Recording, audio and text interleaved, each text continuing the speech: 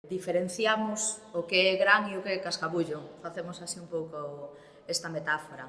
A nós nos parece moi importante conservar a esencia do noso baile, os nosos códigos, o que nos identifica, o que fai que o noso baile consideremos propio, que nos vexamos recoñecidos e recoñecidas nel.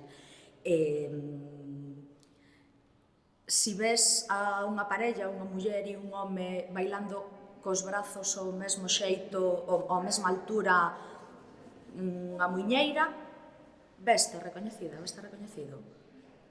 Pero se ves a unha muller e un home, el bailando moi impetuosamente, cos brazos arriba, ela bailando moi modosita, pero bailando merengue, o sea, movéndose as calles bailando merengue, veste recoñecido, veste recoñecida.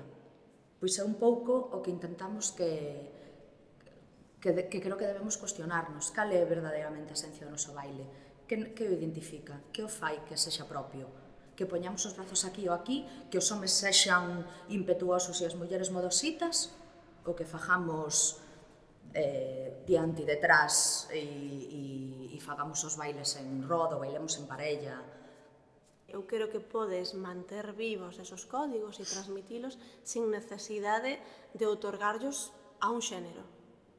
Si o que queres manter as diferentes posturas de posicións de brazo, podes mantelas, podes ensinar a un grupo e decir, hai todas estas posicións de brazos, temos recollidas todos estes xeitos de facer os puntos, tú agora decide por as túas capacidades, polos teus gustos, como queres bailar. Queres levar os brazos arriba, os brazos un pouco máis abaixo, mover máis a cadeira ou saltar máis? Faino, pero non porque tú sexas muller ou tú sexas home. Porque, ademais, nesa pescuda que fixemos, nesa investigación, sobre todo co xeito de bailar, víamos que eran cuestións máis de gustos e de capacidades individuais, máis que de división por xénero.